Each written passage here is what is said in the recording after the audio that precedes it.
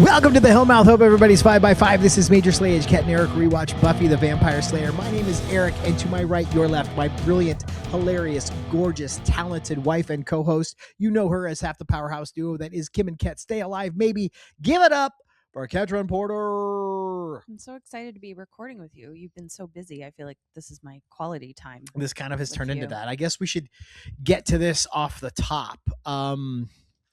We are, after last episode, we decided we are going to take a break after this season 3 finale. I'll put the date up on the screen because I don't actually know the date off the top of my head. I hate to interrupt the flow of this because I know there's people that look forward to this every week, and we're going to be back with you. Doing a break now makes it possible for us to press on and do this consistently going forward. There's just no other way around it. So my better half kind of insisted, and I'm really grateful that she did. She's got my best interests at heart. There we are. Yes, I do. All right, so now we're going to talk about Buffy season 3, episode 22, Graduation Day, part 2. A lot of numbers in there. What'd you think of this one? I love this. Is everything that I want out of a season finale of a show. I get goosebumps every time. I'm such a sucker for like the Avengers on your left. Like I love that. I live for it, and I love how this episode does it. It's funny you brought that up. I mostly like this episode. I think ultimately I found the climax a little underwhelming, mostly because the CGI is just so bad. These effects aren't very special. And he said it, and we don't have to say it again. All right, we'll see you next week, everybody. No, we're here to discuss things. I feel like in Prophecy Girl and in the Zeppo, we got some practical effects. They were fighting like a real thing in the space. And I feel like that would have been more effective. I feel like we could have done a little more Jaws with this. Like we needed one hero shot of the thing to see what it was. But it looked like a video game from the early 90s. It wasn't very convincing or very scary. And it didn't really do a lot. It just kind of stood around and ate a couple people. So I was like, oh, that was a little bit disappointing. And as far as the on your left moment, I think I like what they were going for. I think I was a little underwhelmed by that as well. A bunch of amateurs with no training are suddenly now a well-coordinated army. I just don't think I buy it. They worked with what they had, and that's why Xander was the point person, because he was like, they're not organized, but I know I'm going to tell them in 45 seconds. Like they had no time to train. Most of those kids have never touched a weapon before.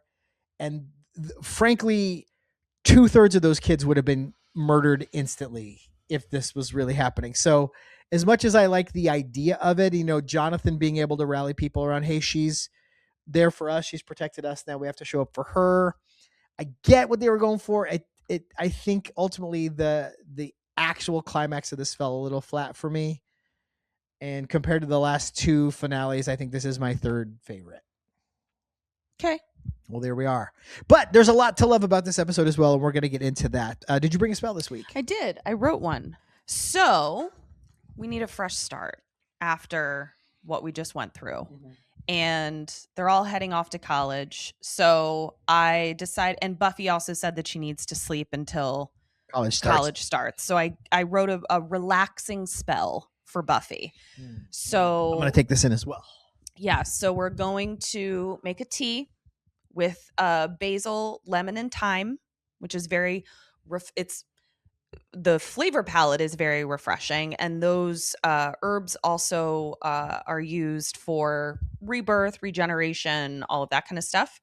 And then we're going to prepare a white candle, and we're going to carve. It's a witch symbol for rebirth, regeneration. It's just a spiral, and we're going to carve that into the white candle.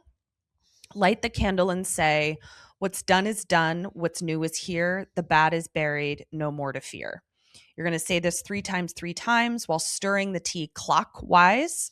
We've never really talked about clockwise and Windershins, but depending on Windershins means counterclockwise. Should our friends in the Southern Hemisphere be doing it the opposite direction? No, because it's still... Okay. So then you're going to meditate on the candle flame while you sip your tea. So it's basically just a reset for your nervous system, for your spiritual system, for your chakras, for all of it, with a physical relaxation element as well. That's very cool. I love that. I'm going to have you make me one of those when we're on our break. Okay. Sounds good. I'm going to refresh and recharge as well. We'll save business for the end. Let's get into this. What do you say? So we start where we left off, and Buffy is dealing with the immediate aftermath of having murdered Faith with her own knife and not acquiring the cure to save her. You love her. Yeah, it's kind of the worst possible outcome for this fight. Yes. As she leaves the roof, somebody else is there. The mayor is there. And boy, oh boy, this episode is just a tour de force of like an actor that we were under the impression maybe we'd seen his range. And he comes in and he's like, no, you haven't. He does a lot. He introduced a lot of new things. And I think I made the comment in our watch along, Patreon watch along. We'll talk about the business at the end. I think there would have been a lot of temptation to play the entire character the way he played this scene where he's talking to the minion about what happened. And he yells, find them. Yeah. But he doesn't. And so that when he's been sitting on this the whole time and he finally lets us have it, it is so much more shocking. It's so much more effective. Yeah. And it's just really interesting to like see this character that is invincible physically be so wounded and like in denial. Like he says, my faith doesn't like to be cooped up, as if that would be the reason that the fight went outside onto the roof, like, which is completely insane. Well, and you just hit on the thing that dream coma Faith reveals to Buffy is going to be the key to this later, which is that he's not his heart isn't invulnerable. Right. His emotions aren't invulnerable. Yeah. So he's fully spiraling. It was really great to watch. So now we cut to Giles in the library. Giles has a great line where Xander brings him shitty coffee and Xander calls him out for it not being very British of him to drink coffee. And he says, "Dear soothing, I wish to be tense." They're looking through the books. Cordy comes in demanding an explanation about why were you guys so mean to Wesley? He's moving back to England. And I'm also basically. like, do they have the relationship where they're talking on the phone? Like, why are they she says, I just got off the phone with Wesley. Yeah, this was not the most shocking element of this episode for me. But I'm like, are they on phone? Like, that's maybe he was calling to be like, well, I'm leaving. I won't be. Yeah. Maybe this was their first call. Yeah. So he's leaving the country. And this is where Giles is like, Buffy quit the council. So he's not her watcher. Cordy obviously makes it 150% about her. And points out, you got fired, Giles, and still hang around like a big loser. So why can't he? But her inner Scoob comes out and she decides to pitch in, help with the work. Yeah. I mean, I hated this Wesley Cordelia storyline. And I feel like the excuse is that we had to keep Cordy in the mix. And I'm kind of like, I feel like we could have kept her there with the very simple explanation of like, ugh, I don't want to be here, but something keeps bringing me back. It's impossible to not help when you know the stakes. And you've got some experience with helping do this kind of thing. Yeah, and then we have her just kind of like begrudgingly helping because she can't help it. I think we could have done a Wesley type scenario, but if we tweaked a couple things, it would have made more sense. One, cast a guy that looks definitely like he's 22 years old. If he's supposed to be in his early 20s, fresh out of Watcher college. Or at least tell me when you introduce him. Yeah, at least, yeah. I think also... Because you could have Giles be like, oh, they replaced me with a 22-year-old? Right, we could have just cleared it up right away. Also, I think there would have been a way to draw contrast between him and Giles without him being a ninny, without him being a completely useless nincompoop. What if he was just super type A by the book, straight-laced, but good at his job, but just a very different personality and someone who doesn't fit with this group that likes to play things a little more loosey-goosey. Make him dashing, make him the Kendra. But make him someone that we could see Cordy falling for. Right. We don't understand why the Queen Bee is like all over this doofus. Yeah, he's so not her type. Now, as someone who has fallen for a British accent and nothing else. Like, I get it, but that doesn't last longer than a It's like make you out pass the session at second the bar. drink. Yeah, Yeah, that's not, that doesn't have staying power, I think especially if you're Cordelia. there would have been a way to play this where he wins a couple rounds even. Sure. Where he shows them up and he's like, look, I do it the way I do it because it fucking works. And you bunch of rebellious assholes are going to end up getting yourselves killed, and let them butt heads that way. Well, is it because they wanted Giles to be Ripper?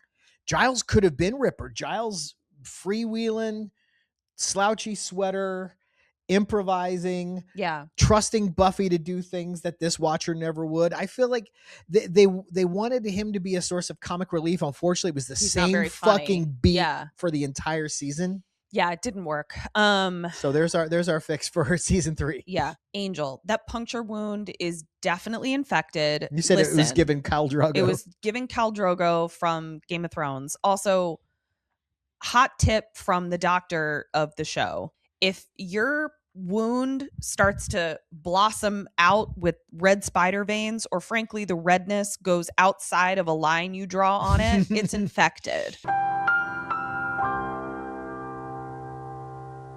He's not looking good. Well, they're not taking him to a hospital, though. There's nothing that a hospital can do. That's true. They can't do anything. They just have to watch it get infected until a Slayer arrives. Right. Willow is bedside. We see that Angel is very ill because he thinks everybody is Buffy. That happened to Oz, too. Yeah. Like, oh, you too? He thought you were Buffy? Yeah. Whatever it is, I think I see becomes Buffy Summers to me.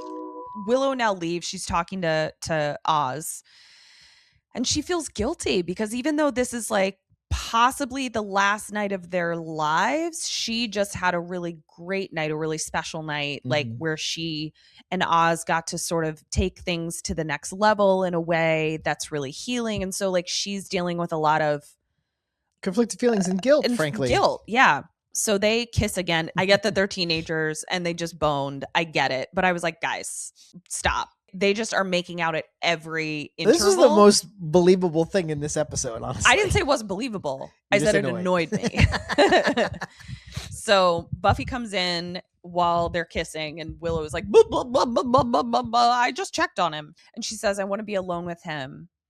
And they're very much talking about him. If you've ever been around someone who is dying, there's certain ways that people talk. At least he's not in much pain anymore. Like, it's like the end is coming, but I don't think he's in pain. Like it's trying to find a silver lining in an absolute shit cloud. They sort of half-heartedly are like, we'll try and find another cure / go make out. Yeah, so yeah, they're gonna go bang in Oz's van. Yeah, let's be real. Yeah, so Bangel's together, and he finally is like, third time's a charm. It's Buffy.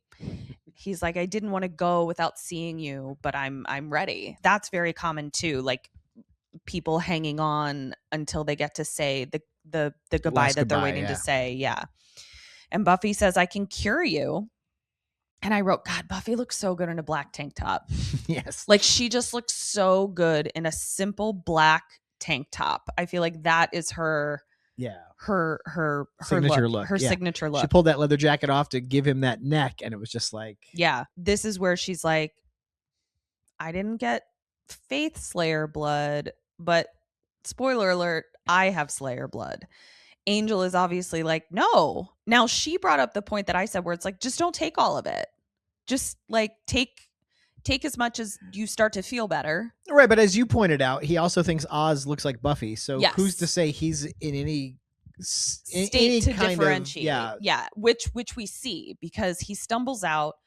Buffy has to punch him into biting her, like because he's loopy. She is able to physically attack him and provoke him into his bumpy face, and it works. And he starts feeding on her and can't stop. She crushes a metal pot. I thought she was gonna have that thing to like hit him to knock him off her. She's like, no, I'm gonna ride this out until he's had his fill, and hopefully there's a little left in me when we're done. Mm-hmm. It was like the equivalent of chewing on a leather strap when you were getting a limb amputated in the Civil War. Exactly. Like that's what all this was. So Buffy's not dead, and Angel is immediately sort of like reinvigorated. So his spider veins have disappeared instantly. Yeah. So he takes her to the hospital, and he's like, she needs blood. Obviously, the doctors are being doctors, where they're like, are y'all on drugs?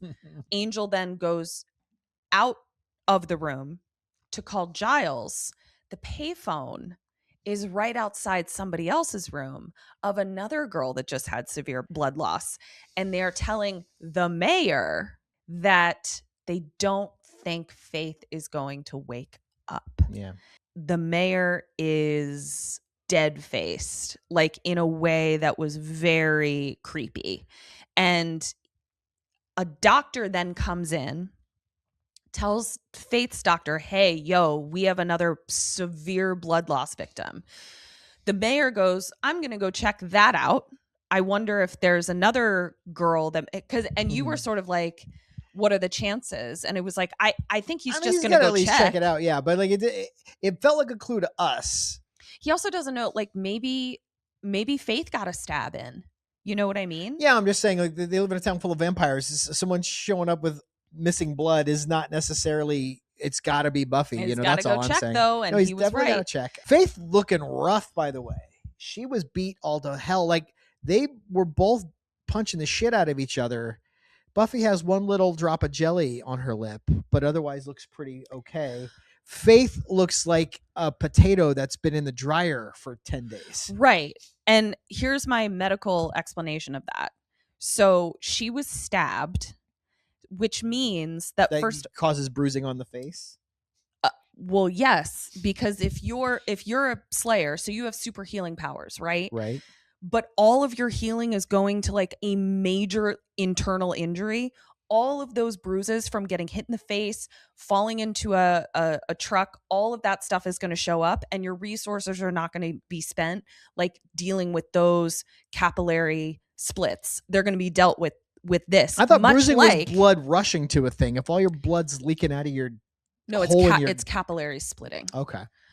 So that's my medical. Well, I'm saying she looks like she got the worst end of that fight for sure, because Buffy relatively unscathed. So the mayor walks in to Buffy's room and walks right the fuck over to her and just starts smothering this bitch. He gives her the Christopher Moltisanti treatment. Yeah. Jesus Christ. It was brutal. And the nurse is just like, sir, don't. Like she's giving him a very like mild-mannered scolding, like a dog that just got into the garbage. Yeah. She's like, to be fair, she does physically try to remove him and she can't. But she doesn't seem as freaked out as she should be that someone's trying to suffocate a fucking critical patient. So, but what I thought was wild was like, I stepped out of this. Imagine you're a doctor in Sunnydale. The mayor's trying to murder someone in front of you.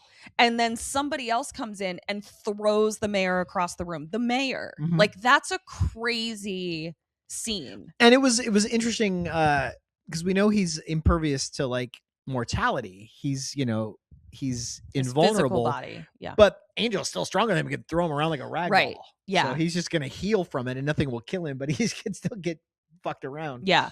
So he gets thrown across the room and, gets his sort of dad joke mask back on and is like, oh, well, it looks like somebody's been eating their spinach. Like he has to, he's like, oh, right, I'm the mayor. I gotta, hopefully nobody saw me get thrown across the room. So the mayor leaves. The mayor is like, all right, I got to get ready for the ascension. Faith isn't going to wake up. My plans to suffocate Buffy were thwarted. I have other things to do. But he's definitely ominous. He's like, this is just an intermission. The show will go on. And he definitely, even though he was like leading with his sort of like jovial self, you pointed out there's an underlying sinister. Yeah, there's a fury. Yeah, that was him. Really impressive. Yeah, no, he's so much fun. I'm so bummed that this is the last we get of him. I know.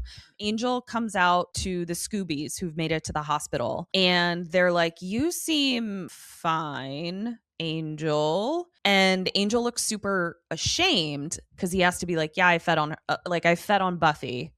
That's why I'm feeling better. I had to tell Xander to shut up.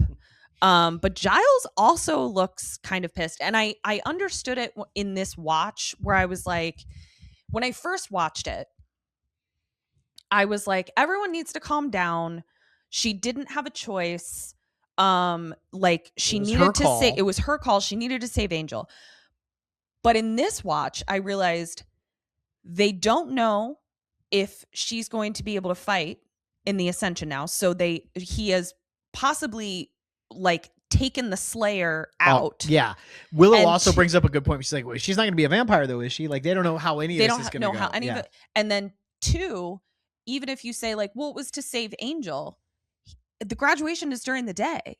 Like he can't. So I do understand whether like this seems like it's Buffy or both of you didn't think this all the way through. Yeah, it's chaos in that. I mean, this is why the Watchers Council wasn't willing to help. Like, yeah, we just have a rule. We just don't help vampires. Like, sorry. And it did. And you know what? Goes. I don't make a habit of siding with the council, but this was an example of where like, this is where the policy came to be. Yeah, and I think that there's so many unknowns. There are known knowns. There are things we know.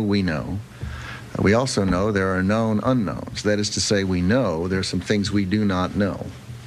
But there are also unknown unknowns. The ones we don't know, we don't know. We don't yet know how this is going to affect anything. Mm-hmm. So, there's no telling Buffy no when she's got an idea in her head. But I think nobody they all wish there. This would have gone differently. Like, they don't know that she had to, like, punch him into oblivion to do it. Mm-hmm. They don't know that she didn't come back and he wasn't like, well, you're a Slayer, right. Like they don't, so I sided with the Scoobies a little bit more this time. But Buffy wakes up, but we see that she's walking around in Faith's apartment.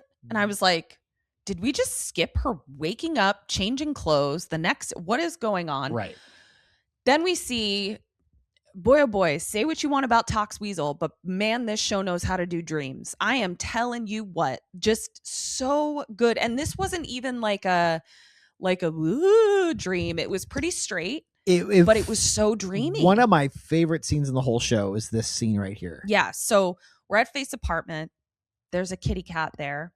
And they're having a conversation that's very, cordial, familiar, comfortable, at peace. It's a very peaceful conversation. It's sort of like, okay, this is where we are now. It also points out that like there is a mind connection, a spiritual connection between these two, which makes perfect sense. Yeah, and they don't even know whose kind of dream it is. Yeah, they're like, is this your brain or mine, or your mind or mine? Because Faith is the one in the dream who says, I know what his weakness is. Mm-hmm. There's also a weird moment where the cat like glitches out for a second. We see Faith in a coma laying in the bed. The knife appears in Buffy's hand briefly. Yeah, it just felt like a fucking dream. It was really effective. It was really great. And like the metaphor of like, what am I going to do with all this stuff? And Faith's like, it's yours, meaning like the job. Mm-hmm. I'm out. I'm not a Slayer anymore. Because as far as we all know, the doctor said, I don't see a scenario where she's ever going to wake up again. So, and the writers may not have even known what Faith's fate was at this point. Right. So we don't get any denouement. We don't check in with her at the end. We didn't get a shot in the hospital where she opens her eyes at the end of the season. Like they're like, that might have been a wrap on Faith. Yeah. Also, I have to look into it. We'll cover this on the Trivia Crypt that will come out next week. We are still going to keep that schedule. Oh yeah. Tell me about this. I'd never heard this before. She says, oh yeah, miles to go. Little Miss Muffet counting down from 730. A lot of people say this is a cryptic... Spoiler, Mom. Spoiler. Cryptic clue about Dawn coming a full season from now. Yeah. There's a lot of discussion about this is Faith telling her that, and I wonder if that's people retconning that because it seemed like a non sequitur, but in that context it makes sense, or if they really knew they were going to do this and had planned it that far in advance. Yeah. But I'll get into it on the Trivia Crypt. We'll get to the bottom of it. But that definitely rang a bell for me. I was like, oh yeah, I think there's something to this. We then go to Buffy waking up in the hospital, and she walks into Faith's hospital room, and kisses her on the head. And it was like, I thought this was so beautiful in that their natural state of being is a team. It's external circumstances, even things like Faith's upbringing and Right. Faith's coping skills and Yeah, things like that they- have put a wedge between them. Yeah, they are sisters. They are family. Yeah. This is the only other person alive, because Kendra's no longer with us, that understands this burden, that understands this work, that understands this responsibility. This was such a good bit of storytelling, because season 2, the whole time she's like, I need to kill Angel, and I can't get myself there. I can't do it. She fucked around too long. Jenny wound up dying because she couldn't pull the trigger. She doesn't make that mistake here. She's like, I need to kill Faith, and I'm not going to dilly-dally and screw it up again. So this is the second person she's been faced with killing that she actually loves. Right. And just the parallels are wild. And it's just so heartbreaking, because at no point did she stop loving Faith. No. And that's what makes this so hard. Yeah. Buffy then walks out to the Scoobies and she's like, I'm ready.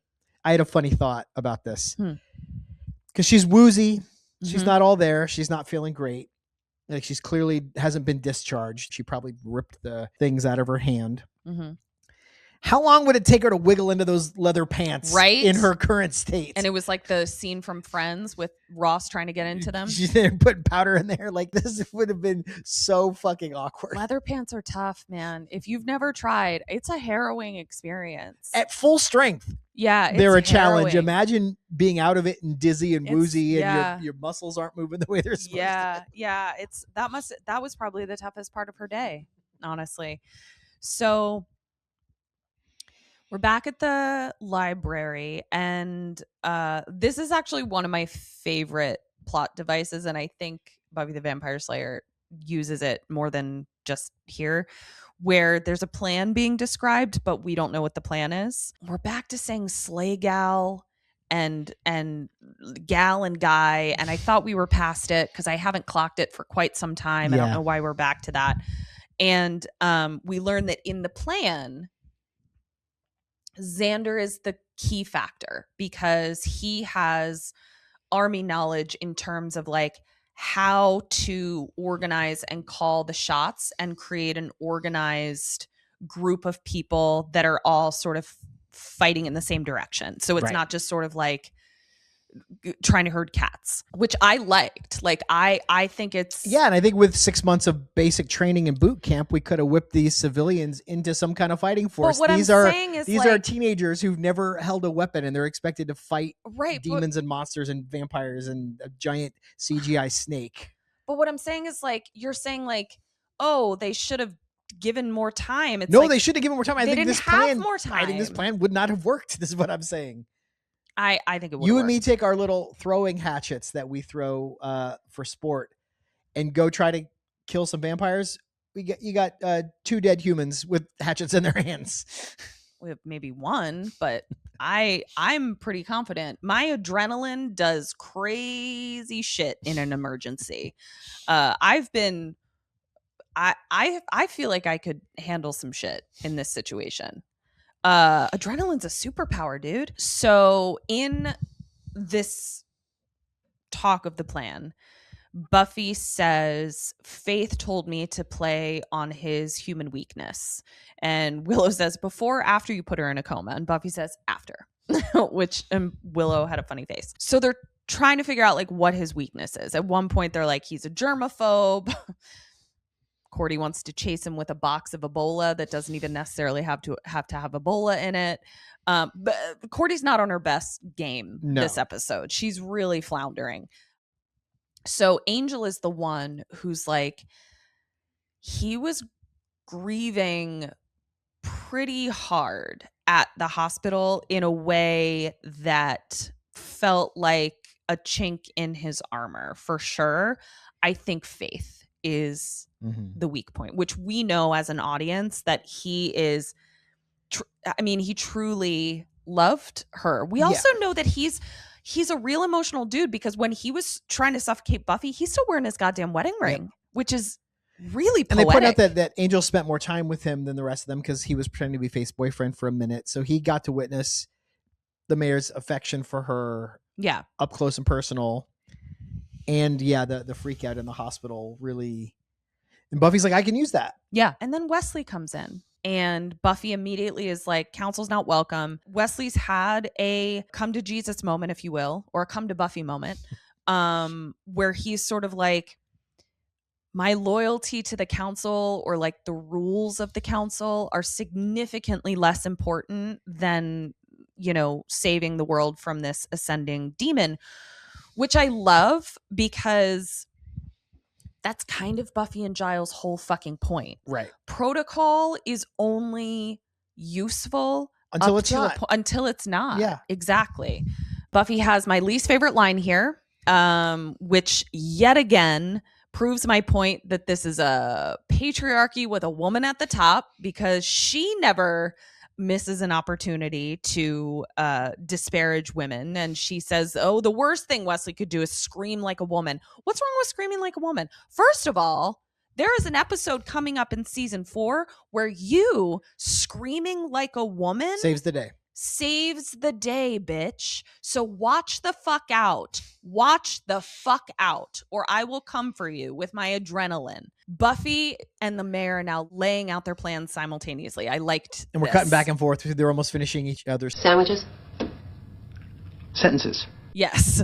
So we learned some key things. One, the mayor has to feed immediately after he ascends to his demon form. We also learn that the ascension is happening at an eclipse. Like, it's the reason the ascension is happening is because there's an eclipse. The mayor can bring all his vamps and then angels back in play. So I've never experienced the eclipse where it's nighttime during the day. Again, Eric seems to be confused. We are not watching a documentary. We are watching a magical, superpowered world. And in this world, wait a goddamn minute. You thought that the sun could be blotted out with some overcast snow, but you have an issue with the sun being literally blotted out by an eclipse? I'm saying I've never experienced that. I'm not saying it couldn't happen. I'm saying I've lived through a few eclipses. I don't think I've been in the one where it turns daytime into night. I didn't say that, therefore it's impossible and the show is garbage. I just said that's not something that's in my experience. Fair. Jesus Christ. So the snow thing's real though. We looked it up. We talked about it in a trivia crypt. So is an eclipse. I didn't say it wasn't. So now we're getting team ups, and I like this. So Zangel has to work together. Oh, that's good. Start bickering. That's gonna work great for us. You guys are like little old ladies. Xander recruits Harmony for something. Willow recruits Percy, which I loved. Much like I've loved that Xander's army knowledge keeps being reused. Right. Willow and Percy's relationship. What I would love to have seen is something specific we needed Percy for with his physical prowess. He's a basketball player. I don't know I'm not saying it had to be. And then in order to make this work, we got to throw this ball through a thing and you're the only guy that could do it. But I would love for it to have been something specific. I would love to have hey, and we've got this asset that we've never pulled in before. We're grabbing everything. It just, he became one of the cannon fodder who has a battle axe hidden under their robes. Yeah. But, all good, I guess. We got new white hats, though. Yeah. This was cool. We haven't gotten to that yet because we have to have the worst possible scene ever with WW Cordelia in the stacks. I don't even want to talk about this one. Can you just talk about it briefly? So brief is the key word here. I was confused. Why are they packing up all the books? Is Wesley taking all the books back to England? You reminded me, they're going to blow up the fucking library and they don't want to damage the book. So smart, confusing in the moment, but ultimately made sense. So he's like, well, I'm leaving and there's no really reason for me to stay. Nobody wants me. And so they are inching closer and closer. And then they go to kiss and they have the most awkward, like barf inducing kiss you've ever seen. I also just don't believe that Cordelia would be a bad kisser. So it's got to be on him. Oh no, it's definitely on him. No, she's a very good kisser. We've seen her make out with Xander many times. So But what's funny about it is like, so the spell's broken. There's no chemistry. But then Yeah. Cordy's like, but I've been pining after this guy for a few months. I'm going to go in for a second round and see if Maybe we just need a mulligan. Cordelia did the thing where she's like, oh, this milk is bad. Maybe it'll be better tomorrow. So she tries a second kiss, also a disaster. And that's a wrap. And yeah, they both show up on the Angel program. And I don't remember them having any kind of, like, it's as though this never happened. well, I mean, they well, he's not going to bring it up. and yeah, they killed any spark of ember that would have gotten that flame lit. And it's a funny joke, but it's kind of the obvious joke. And again, it's just like it's one of these Buffy anticlimaxes where it's like, here's this thing we never should have bothered with and nobody was into and nobody cared, and now we're gonna give it the most unsatisfying ending so we can move past it. It was just like, it was just dead weight in the episode. Yeah, the whole storyline was dead weight, which we've talked about. So now we see Jonathan and Larry, the new white hats. Yeah, this is cool. Jonathan and Larry are filling a shopping cart with something that Waz is giving to them. It made sense for Jonathan because he had just presented Buffy with the Protector Award, so he would be someone who would be very recruitable. You know why I think this episode like hit me? So I always have loved this episode. I agree with you that the CGI wasn't where it is today and whatever. I think right now, I really loved watching people that come from different walks of life, have different ideologies, maybe aren't, friends or don't even know each other, but they have this common goal and they organize against all odds, literally. Yeah. And they pull something out. Like they do something for the greater good that could end in their individual demise. Yeah. And I think that's an energy that I'm just like fucking craving right now. And so I think that's why like the monster of it all, the CGI of it all, like it just isn't what this episode is about for me. What did they actually accomplish though? Like imagine this alternate scenario where Buffy says, we have to get everyone to skip the fucking graduation. And Buffy walks up there alone with the knife and says, come get it, Dick. What we could have saved people from being killed, and the thing still would have chased her down and they still could have blown it up. What did all of those people actually accomplish? The people, the flamethrowers, it seemed to annoy the demon, but it didn't actually do anything. I think it kept him back. But what did we need to keep him back for? Because he was going to eat all of them. So if they hadn't been there would have been no need to keep them back. I guess. I think Mayor Wilkins should have come out on stage, checked his note cards, and it's just Buffy standing in the middle of the crowd. It's like, I got your knife, bitch. I don't know. I see what they were going for. I don't think they pulled it off for me. Ultimately, I feel like the third act of this was a bit of a letdown. Womp womp. Bangel is now collecting weapons in the library, and this is where we learn that Angel's Irishness is going to come into play in the form of an Irish goodbye, which I really got. Like, it's like, what are they gonna? They don't have anything new to say to each other. Yeah, they broke up. They've had several awkward conversations. She's nursed him back to health. Yeah, like, they've it's just been not, through so much. Yeah. Now we go to graduation, and Snyder is just like, can't muster anything beyond you all proved more or less adequate. Still telling people to spit out their gum, still trying to assert authority after graduation. I'm like, dude, I don't think you understand what graduation is. Like, they don't even have to look in your general direction for the rest of their lives. And then he introduces the mayor. I found it weird that he introduced him as Richard Wilkins III and not Mayor Wilkins, because he wasn't just inviting some guy named Richard to do the commencement speech. So weird, he was inviting the mayor. Things that bump you. Yeah. It's so weird. It's the mayor. That's why you're asked to do the commencement speech. That's the important part of your title, not the third. So he starts doing his speech, and Buffy's like, my God, he's gonna do the whole speech. And I was like, yeah, He's a showman, if nothing else. And he got cares. pearls of wisdom. He's got stuff and to impart. he cares about his job. Like, blah, blah, blah. He's a demon trying to ascend and kill the whole town. But nobody could ever accuse Richard Wilkins III of not taking his job as mayor seriously. He doesn't phone it in. No. So, of course, he's going to do his whole fucking speech. But the eclipse comes a little early, or presumably the graduation started a little late, because I don't think eclipses are like early. And so he kind of starts to cramp out and stuff, and he explodes into a giant monster snake that is terrifying, but now mortal or not invincible. Right. So killable. Now something really sinister happens right here that I feel like is pretty disturbing on a really deep sociological level here.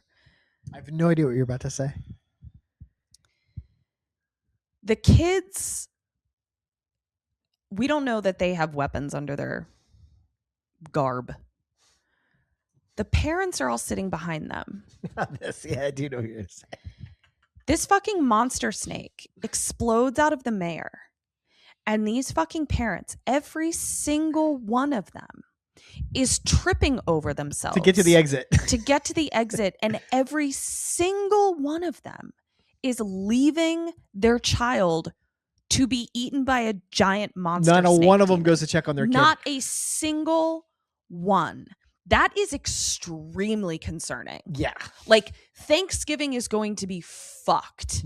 Like, that is so like, those parents can't say shit to their kids forever ever again.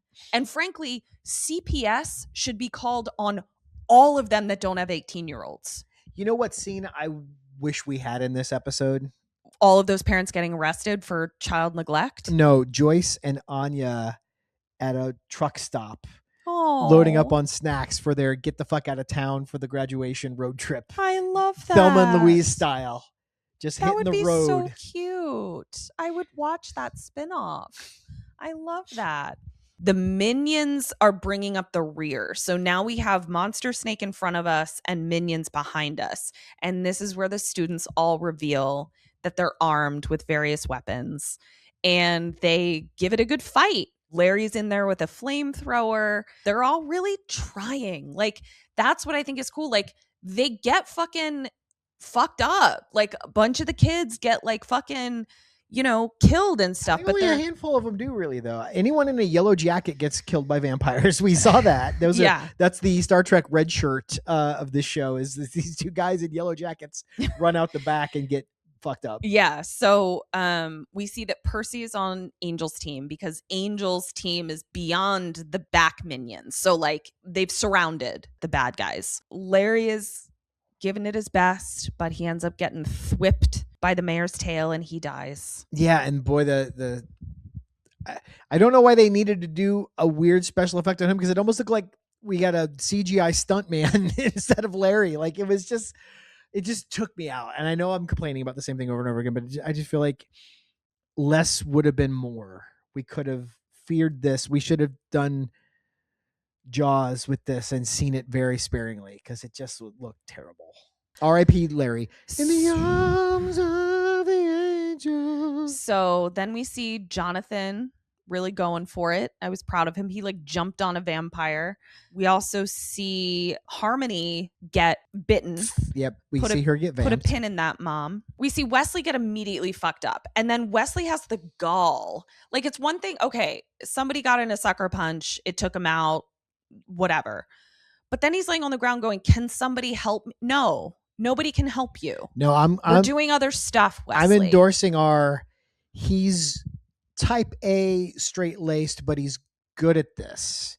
Him being shitty at his job was not necessary for any of this, and he plays the same beat over and over. We've seen him. We saw this against Balthazar. Like, this is nothing new. Yeah. And I'm fucking bored. Yeah, it's dumb.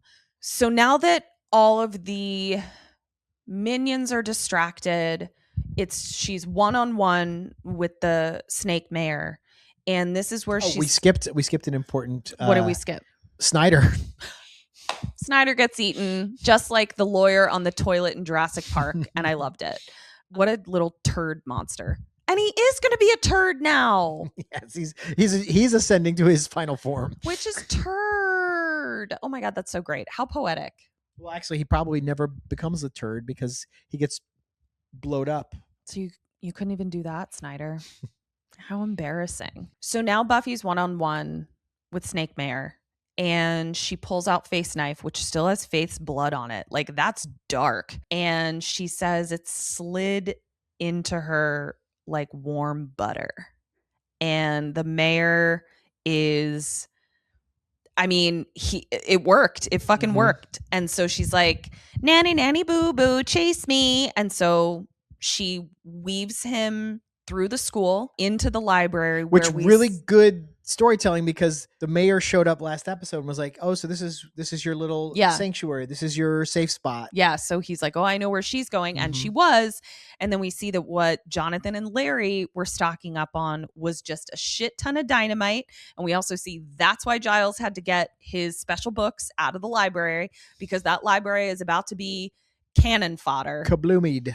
Buffy runs into the library out that back window to where Giles is. Giles gets to hit the dynamite, blows up the whole fucking thing. The mayor's, well, gosh. which it's so stupid, and I loved it because I did too. I feel like that's like really playing into the fact that, like, you know what? This fucking actor came in here and played this role, and we're going to give him a final fucking line. God damn it. Now, here's what I will say.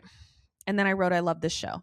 He becomes this CGI snake demon to do what?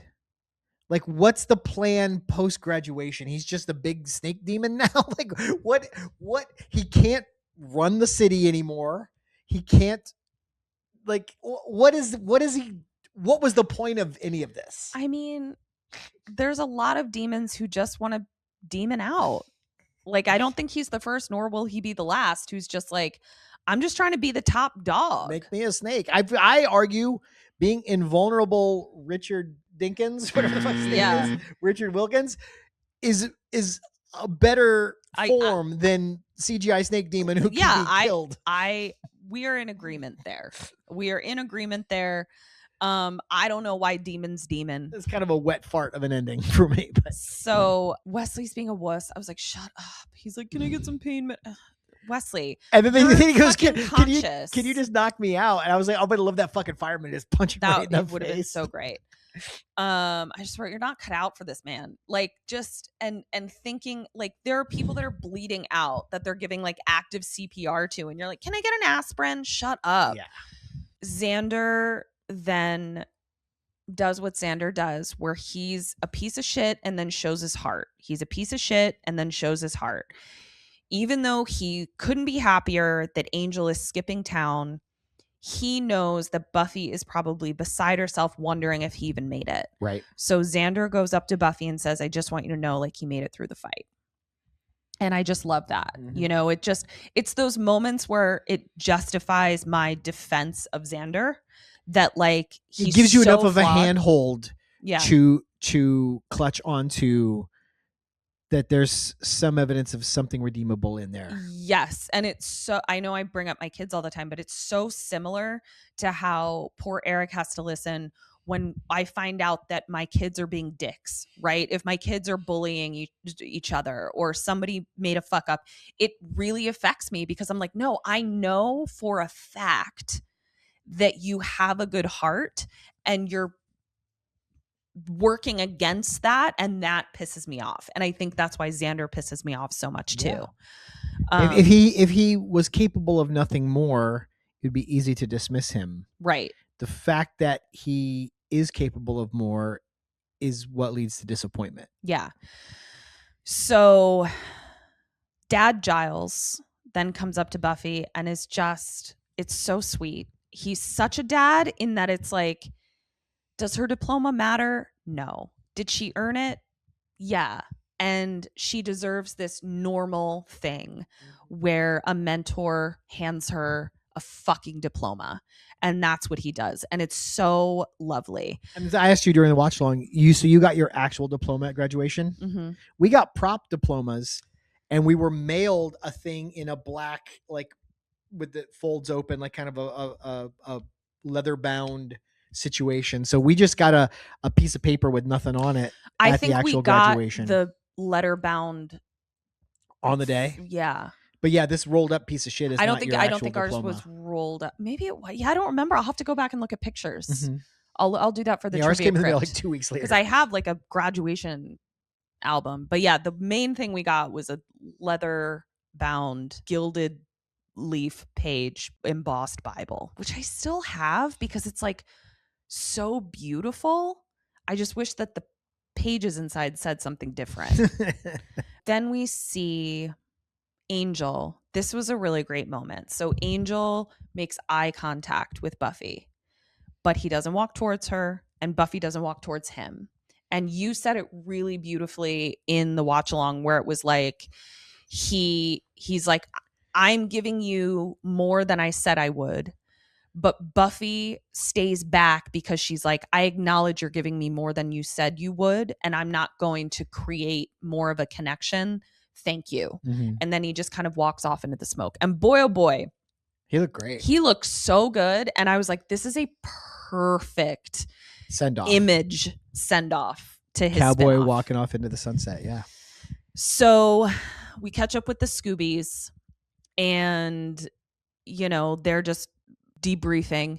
It's our And core 4 plus Oz. yeah, and we had both Eric and I loved how much they utilized Oz. This in whole this episode, he had a lot to do. Yeah. The story wasn't about him, But they gave him stuff to do. and it made me. I mean, he still exists as part of like Willow's emotional regulation. He is a prop in her story, Mhm. but he was really effective and useful. And it just makes you feel bad when you go back and watch those episodes where he literally has 2 lines and Yeah. he just sits there like a lamp for most of it. Yeah. And then he even has the last scripted line of the entire season. Guys, take a moment to deal with this. We survived. It was a hell of a battle. Not the battle. High school. Which was great. There's a little, you know, improv Chatter after on it, the way but out, yeah. but the last scripted line of the season was Oz, and I felt like it was really, really apropos. Yeah. With that, we're done with season 3. That's crazy. Sunnydale High Yearbook Committee meeting now in session. Who'd you have for best dressed? Best dressed, I had Angel when he walked off He looked into the pretty great. smoke. He looked great. He just looked so well tailored. Yeah. He just it just Good length of a coat yeah, on it just him. looked great. Yeah. I have a tie. Buffy, red leather pants, black leather jacket, tied with Buffy, red leather jacket, black leather pants. yeah. She was really working Yeah. a theme I liked all in of her that. wardrobe this episode. Who'd you have for worst dressed? I mean, nobody really like super bumped me. I wasn't a huge fan of Willow's sort of like mishmash of an outfit when they're at the hospital. Like she just kind of looked like she like Was that the orange linen with the t-shirt underneath and then it? like she's wearing like a floral skirt with white tights. Like I've seen her do it before. It wasn't egregious, but that's she just got out of bed from banging Oz, That's- got the phone call, and she grabbed the first thing she could grab that's on the why way I'm out the sort of door. like sure. I gave it to Faith in her hospital gown all bruised up. She just looked rough. Like it just was not becoming. Wow. Shaming a woman. for Not getting shit shaming beat- anything. beat We out of pick her. a favorite and a least favorite. I thought there were 2 people in hospital gowns in this episode, and she was the She worst looked looking worse. one. Okay. I don't know what you want from me. Who'd you have for your best line? Oh, I love that they gave the mayor a well gosh. I just think that actor fucking earned it, Yeah. and he delivered like he always delivers. Mm-hmm. I gave it to Cordelia. The end of the episode when they're all standing around in the aftermath, and she goes, Well, that was the most fun you can have without having any fun. that was a good Cordelia. "Yeah, line. she's fantastic." Who'd you have for worst line? Fucking Buffy talking about screaming like a woman. Shut up, bitch. I considered a tie, but I ultimately won out as the worst line for me, and it was Buffy says, "I'm ready," and Willow says, Ready for what? To make cookies. "Yeah, come on, Yeah. what are we doing here?" And then what'd you have for best move? Sir, I give you credit for coming back to help. Wesley. Oh, Look at that. Little Yeah. bit of grace Yeah. in his final Yeah. appearance. I gave it to Buffy taunting the CGI demon snake with face knife. I thought Good that was move. really getting graphic in there about how I hurt her with it. Yeah, that was great. To really get the snake off his mental game. And finally, last one of the season, who did you have for most likely? Most likely to have a lot of splaining to do tomorrow, every parent of a Sunnydale grad. Yeah, I noticed when the snake happened, you and Mom were like in the parking lot. What was that about? I had most likely to be my answer to the question, who's your favorite Buffy character? Mayor Wilkins. Fantastic. Really incredible. We're going to miss him. Yeah. Again, the date will be here. I don't know it off the top of my head.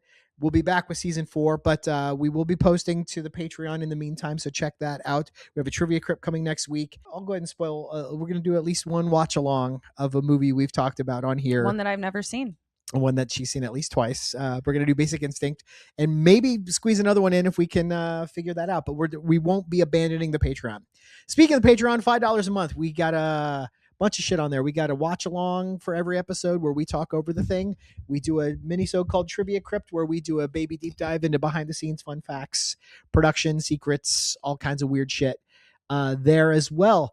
And you can get all of her spells there. And for an additional $5 one-time purchase, you can get her to do a personalized tarot read for you. So all that's there. And what I'll do, since we are going to be on hiatus for 2 weeks, is I will do one tarot read for the group, for everyone on Patreon. A little taste. You can see kind of what it'll be like. And everyone can get whatever message it is that they are supposed to get from this tarot read. If you don't have $5, and I totally get it in this day and age, just give us a little like, hit the thumbs up, hit the little subscribe, hit the little bell, leave a comment on this video, share this with a friend, share this with a few friends. If you're listening on a podcast app, 5-star rating and leave us a comment or a review. And lastly, before we go, please check out our other show, Kim and Ket Stay Alive Maybe, co-starring her and the hilarious Kim Burns. Comes out every Wednesday wherever you listen to podcasts. I edit and produce that show. We've been doing it for a long time. We just did a 400th episode special. And we're well into the next bit of movies, horror movie comedy podcast on social media at KK Sam Podcast. This show's on social media at Major Slayage Pod. Can't thank you enough for hanging with us, and we'll see you for season 4. Until then, Dust you later.